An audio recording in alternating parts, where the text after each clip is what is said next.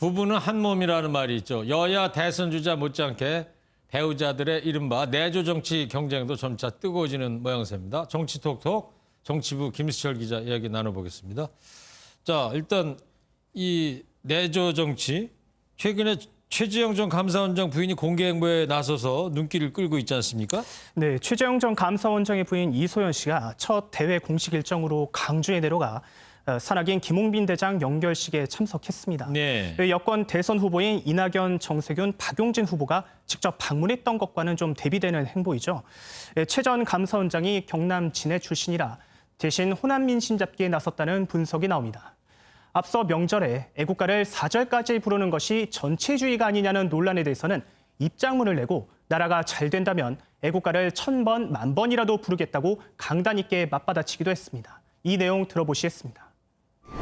항상 아껴주고 도와주고 그렇게 살았는데 이제는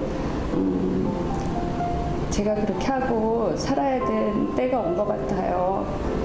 힘내시고 저도 열심히 돕겠습니다.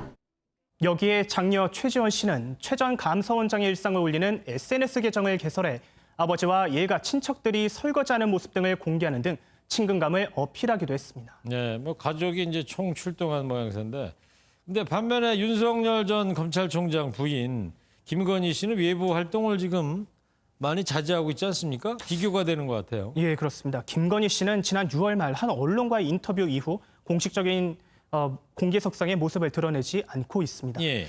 어머니의 구속과 자신의 논문 표절 의혹, 일명 줄리벽화 등 당 안팎에서 공세가 상당히 거세다는 게 문제입니다. 이 때문에 김 씨는 공식 행보 대신 윤 전 총장 SNS 관리에 주력하는 것으로 전해졌습니다.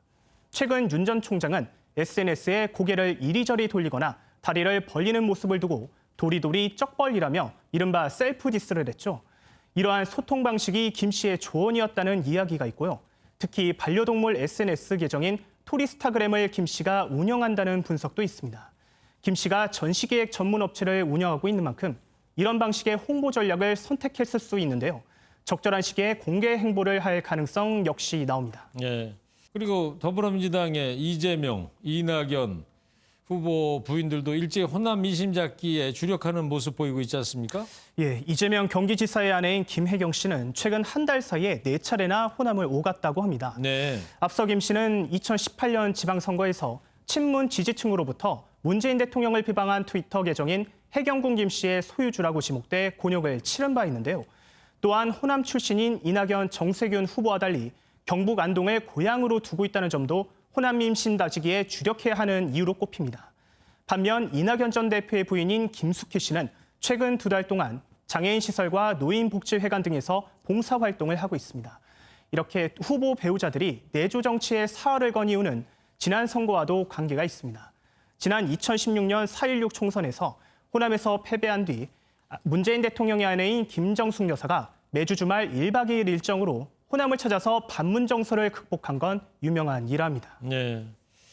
자, 내조 정치 좀 얘기를 해봤고, 그리고 이준석 국민의힘 대표가 당초 오늘까지 아니었습니까? 국민의힘하고 국민의당 합당에 대한 입장을 안철수 대표 측 보고 밝혀달라고 그랬는데 안 대표가 어떻게 결론이 오늘 났어요? 어떻게 됐어요? 결론부터 말씀드리자면 결론이 나지 않았습니다. 그래요? 예, 안철수 국민의당 대표가 통합과 관련해 다양한 의견을 들었다며 이번 주 동안 숙고의 시간을 가지겠다고 밝혔습니다. 아, 한 주 더 시간을 갖겠다? 네, 그렇습니다. 예. 당초 예상과 달리 윤석열 전 검찰총장이 국민의힘에 전격 입당하면서 안 대표의 몸값이 다소 떨어졌다는 분석이 나오는데요. 국민의힘은 경선 시작 1, 2주 전에 합당 절차를 해야 한다는 입장인데 안 대표가 어떤 선택을 할지 관심이 모아지고 있습니다.